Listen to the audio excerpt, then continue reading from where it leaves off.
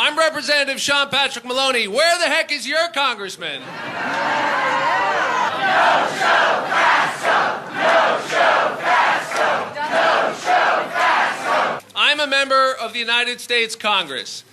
This is a town hall meeting. Some people do this all the time.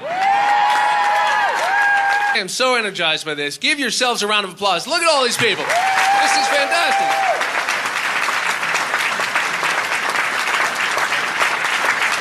There on January 20th and watch Donald Trump get inaugurated. That was a tough day. Yep. But the very next day, I watched millions of people get in the street, say we're not going to sit down, we're not going to be quiet, we're going to resist, we're going to have a view about this. And I've been feeling better every day since. How about you? And I have seen it. We have held all these town hall meetings, and there will be 400, 500, 600 people who show up. They'll want to talk for 2 hours. We'll go down the road 5 miles. Another 500, 600 people will show up. We'll do it the next day, 2 in a day, just a few miles apart. 4 a weekend with thousands of ordinary people asking questions about what's going on with their country. You know what we call that? Democracy. That's what we call that. People like me work for people like you. You're the boss. You pay the bills. You hire me. You can fire me. I'm not doing you a favor by answering your questions if I represent you. It's my job. But 217 of them voted for this thing, including your congressman. And 14 of them are doing town hall meetings about it. 217 voted for it, 14 are doing town hall meetings. If you're going to change people's health care and you're proud of it, stand up and explain it. Answer basic questions. This guy should not be on some milk carton. He's your congressman, right? He should be here. I want to tell her that if this guy won't stand here and talk about this health care bill, well, then I'm going to do it. So here I am. It's a little unusual. It's making a few people nervous. In the corridors of power. If he walks in here right now, I will hand him this microphone and I will go home. Now, I understand that Congressman Faso has a fundraiser tonight. You gotta raise money in politics, and we all do it, and I don't want to get on my high horse, but I will tell you what. If I had, what we got in here, 500, 600 people? If I had 500 or 600 people at a meeting who wanted to talk to me, I would not say, sorry, I have to go to Albany outside my district and raise money instead of talking to you. He may be upset that I'm in his district, but I will just point out that he is not. That he is... It would be great. Let's just imagine for a minute. If in every district in this country where a member of Congress voted for this terrible health care bill, they won't hold a town hall meeting. What if somebody else adopted that district? Might be a Democrat. And went in and did what we're doing tonight. What do you think? We can adopt the district everywhere. From California to Maine to Florida to Washington State. Adopt the district. Right? I think it makes sense. And I don't mind going into red states, and I don't mind going into conservative districts. I don't mind that at all. I represent a district that voted for Donald Trump. Out of 200 Democrats in the House, there are 12 of us who represent districts that voted for Donald Trump. So if you think I'm just here as some, progressive standing up, whipping up the crowd, I represent a Donald Trump district. My district is 60% rural. It is 25% military families. It's a conservative place for the most part, and that's fine by me. You know why? Because it means I got to be on my toes. It means I got to be responsive. I got to listen to everybody. What comes out of my mouth better make sense, or somebody's going to say, we're going to swap you out and find somebody else. It is a competitive seat. It isn't one of these gerrymandered districts where everybody always knows the outcome. We compete in my district. You deserve that in every district in America.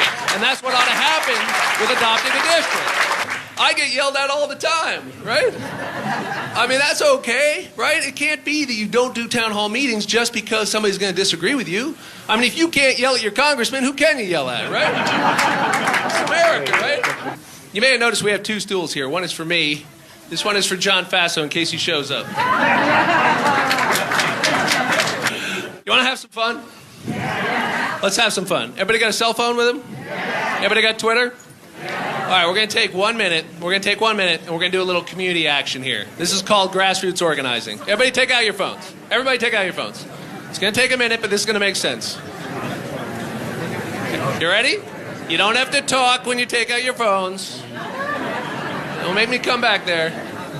All right, here's what you're going to do. You're going to go on Twitter, and you're going to tweet it at John Faso NY. At, ampersand, John Faso NY. And you're going to say, missing you in Kingston, how's the fundraiser? Hashtag adopt a district. I mean it. Hashtag adopt a district. I want that trending by tomorrow. Can we get that trending? Hashtag adopt a district. I'm telling you what, we're going to get something going here. My colleague Ruben Gallego has said in Arizona he's going to go into the neighboring Republican district and adopt that district. You're right. You know what else? That's new. You know what else? Seth Moulton in Massachusetts has said he will adopt a district. We're just getting started. I think we are going to do something here. And you people will be able to say you were at the very first Adopt a District event in the United States of America. Right now. I want her to tell you her story.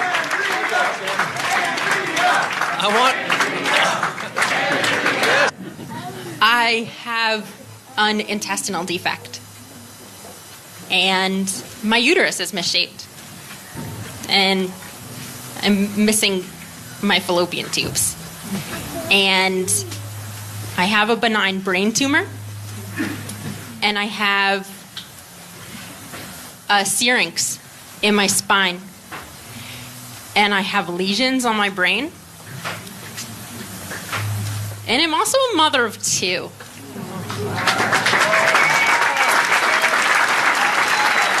And I told John Faso that it's one thing to stand in front of a group of people and say, I promise you this little tiny piece of the ACA. But it's actually not enough. Saying that pre-existing conditions will be covered isn't enough, because access is not the same thing as affordability. I have had 3 small strokes. My one hand cannot support the weight of this microphone. This must be where Congress biceps come from. I'm not really sure. I had a heart attack. I was in a coma for 9 days once that I'm surprised my mother survived. And the burden of the bills to keep someone that you love alive is not something that any family in America, or anywhere in the world, but especially in America, should ever have to deal with. That day, John Faso looked at me and he said that he promised that he would take care of us. He hugged me and he promised that he would take care of us. And this promise has been everywhere. This promise is undeniable because this promise encounters John Faso wherever he goes. It is everywhere. Yeah. Unfortunately, John Faso was less than sincere in this promise.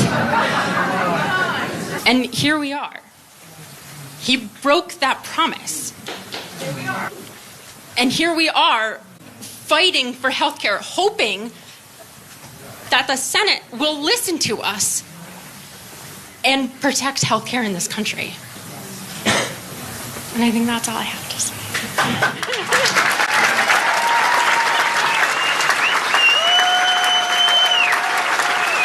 So thank you for sharing your story. I think, well, I'm pretty good at this, and I know that there's going to be a big price to pay for what he said to you and what he did. And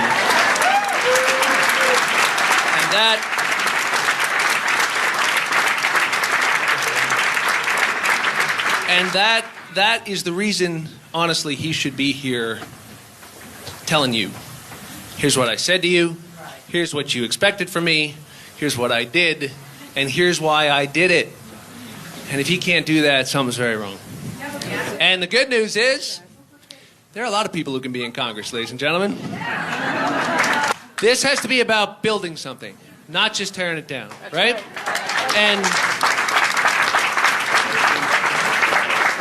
And I want us to exhibit in our interactions with everybody the kind of dignity and strength and resolve and grace that Andrea Mitchell showed you here tonight. And can we do that? 24 million people are going to lose insurance under this crazy thing. There are 65,000 people in this congressional district, New York 19, that are going to lose health coverage under the Medicaid expansion. Somebody's grandmother, somebody's brother, somebody's wife. As long as he keeps dodging town hall meetings, I'll keep coming back. How about that? Thank you all very much.